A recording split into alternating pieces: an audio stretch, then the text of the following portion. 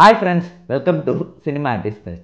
Cinema Artist Bestல இப்போ நான் பார்க்க போகிற திரைப்படம் என்னன்னா எக்ஸ்கர்ஷன். இந்த திரைப்படம் 2023 இது வந்து பார்த்தீங்கன்னா ஒரு போஸ்னியா அண்ட் ஹெர்சிகோவினா நாட்டு திரைப்படங்க. இந்த திரைப்படத்தில் டேரக்டர் பார்த்தீங்கன்னா ஊனா குஞ்சக். இந்த திரைப்படத்தில் ஆசா ஜாரா இமானா முதலே கதை பண்ணியிருக்காங்க. ஸோ எக்ஸ்கர்ஷன் என்ன மாதிரி கதைகளும் பார்ப்பாங்க. படத்தின் நாகியான இமான் அவளுக்கு வந்து பார்த்திங்கன்னா வயது 17 இருக்கும். அவன் வந்து பள்ளியில் படிச்சுட்டு இருக்கிறா.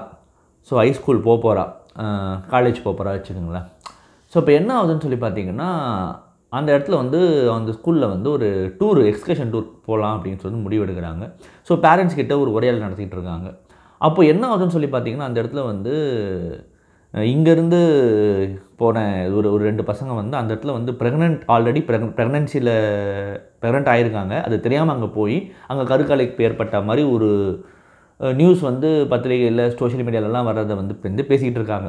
ஸோ இந்த மாதிரி இஷ்யூஸ்லாம் இருக்குது, இப்போ நம்ம என்ன பண்ணுறது? பிகாஸ் என்னென்னா அதுக்கும் சம்மந்தம் இல்லை. பட் என்னென்னா நம்ம அந்த சோஷியல் மீடியாவை பொறுத்த வரைக்கும் இது மாதிரி வந்துச்சு நம்ம டூரா இந்த தேர்தல் நடந்துருமோ அப்படின்ற ஒரு பயம் ஒன்று இருக்குது இல்லைங்களா? ஆக்சுவலாக இது வந்து ஒரு மனநிலை, இது வந்து ஒரு இது வந்து எப்படிங்க ஒரு சோஷியோ சைக்கோ மனநிலை. அந்த மனநிலையோட பேரண்ட்ஸ் அங்கே இருக்காங்க, பேசிகிட்டு இருக்காங்க. கட் பண்ணால் இந்த இடத்துல வந்து என்ன ஆகுது, அதே ஸ்கூலில் இவங்க பசங்கள்லாம் வந்து ட்ரூத் அண்ட் டேர் விளையாடிட்டு இருக்காங்க. அப்போ என்ன ஆகுதுன்னு சொல்லி பார்த்தீங்கன்னா யாரோ ஒரு பொண்ணு வந்து இமான் கிட்ட வந்து இந்த மாதிரி வந்து பாய் ஃப்ரெண்ட் சொல்லி சுற்றிட்டு இருக்கான். அதாவது வந்து பாய் ஃப்ரெண்ட் கூட சொல்ல முடியாது, அவனை வயசு மூத்தவன். ஜஸ்ட் ஏதோ ஒரு நாள் அவன் கூட பழகிருக்கா, அவ்வளோதான், பேசியிருக்கா, பழகிருக்கா. ஏன்னா அவன் வந்து உன் கூட வந்து செக்ஸ் வச்சு தான் சொல்கிறான், அதனால் உண்மையா அப்படின்னு சொல்லி கேட்கும்போது இவன் வந்து ஆமாம் நான் அவன் கூட செக்ஸ் வச்சுட்டு தான் அப்படின்னு சொல்கிறான். ஆக்சுவலாக இது பொய். இந்த பொய் அதை சொன்ன அப்புறமா அந்த ஸ்கூல் ஸ்டூடெண்ட்ஸ் மத்தியில் என்ன மாதிரியான தாட்ஸ் பரவ ஆரம்பிக்குது, இவளுக்கு என்ன மாதிரியா பிரச்சனை வருது. இன்னொன்று இந்த பொய் இவளோட ஃபேமிலி, இவனோட அந்த பையன் அவன் இவ ஒருத்தனை சொன்னான் இல்லைங்களா அவன், இன்னொன்று சுற்றி இருக்கிற சொசைட்டி, இது 4க்குள்ளே என்ன மாதிரியான பிரச்சனைகளை உருவாக்குது. மிக முக்கியமாக இந்த பொய் இந்த டூரில் எந்த மாதிரி பங்கு வகிக்குது போன்ற கேள்விகளுக்கு பதில் சொல்கிற படம் தான் இந்த எக்ஸ்கர்ஷன்.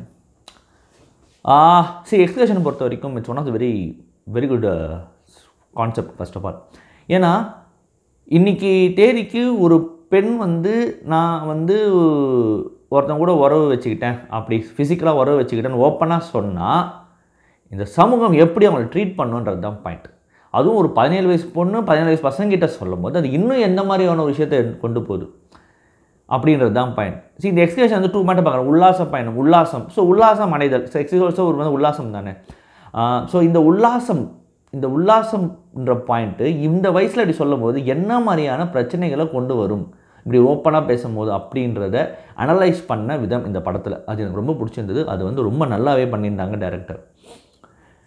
அதாவது ஒரு பொய் மேலே சொல்லிக்கிட்டே இருப்பாள்.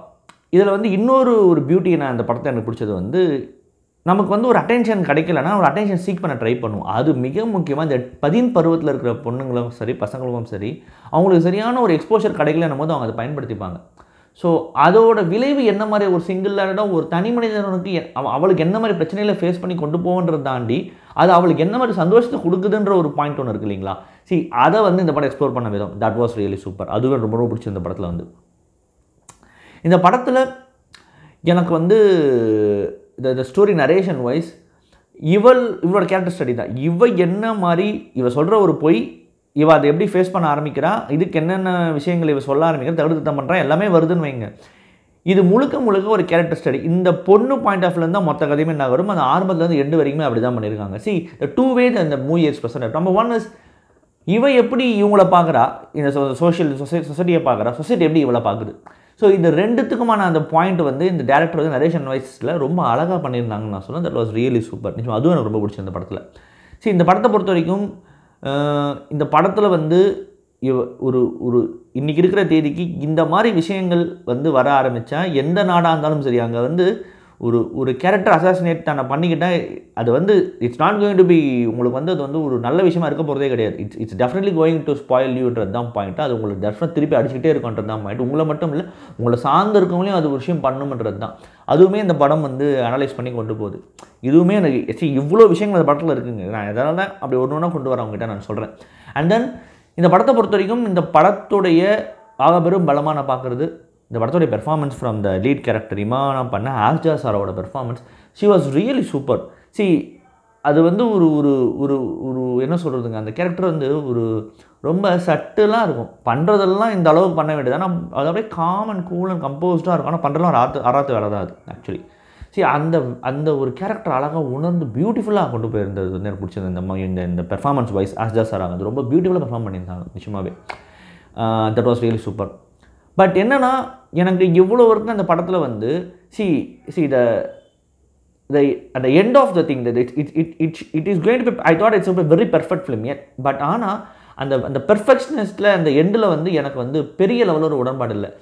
ரெசல்யூஷனாக இட்ஸ் ஃபைன், பட் ஒரு கிளைமேக்ஸாக எனக்கு வந்து இது வந்து எதுவுமே சொல்லாமல் முடிக்கிறது ஒரு பாயிண்ட்டு தான். அது எனக்கு okay, that is fine. But ஆனால் அந்த ஒரு இம்பேக்ட்னஸ், அந்த ஒரு பெர்ஃபெக்ஷனஸ் வந்து இல்லாமல் போயிடுச்சோன்ற ஒரு வருத்தம் வந்து இந்த படம் பார்க்கும்போது இருந்தது. ஏன்னா அந்த தாக்கம் இந்த படம் முடியும் போது கம்மியாக தான் இருக்குது. அது வந்து ஹெவியாக இல்லை. ஏன்னா இது மிக முக்கியமான ஒரு பாயிண்ட் எடுத்து பேசியிருக்காங்க இந்த படத்தில். ஸோ அதுக்கான தாக்கமும் படம் பார்க்குற ஆடியன்ஸுக்கு ஹெவியாக இருந்திருக்கணும். பட் அந்த தாக்கம் ஹெவியாக இல்லாதது ஒரு பலவீனமாக நான் பார்க்குறேன். அதுதான் இந்த படத்தின் பெரிய மைனஸாகவும் நான் பார்க்குறேன். அப்பார்ட் ஃப்ரம் தட், இது இந்த படத்தில் பேசப்பட்ட விஷயம் ரொம்ப முக்கியமான விஷயம். அது ரொம்ப சூப்பராகவே கையாண்டுருக்காங்க இயக்குனர்ன்றதில் எனக்கு எந்த சந்தேகமும் கிடையாதுங்க. இந்த படம் வந்து பார்த்திங்கன்னா சென்றாண்டு நடந்த லோக்கல் இன்டர்நேஷ்னல் ஃபிலிம் ஃபெஸ்டிவலில் ஸ்பெஷல் மென்ஷனுங்க, ஃபிலிம் மேக்கர்ஸ் ஆஃப் ப்ரெசென்ட் அந்த கேட்டகரியில் வின்னருங்க. அதே மாதிரி கோல்டன் லேவ்போர்ட் அது வந்து ஃபிலிம் மேக்கர்ஸ் ஆஃப் ப்ரெசென்ட் அதுலேயும் வந்து நாமினேட் ஆகிருக்குங்க.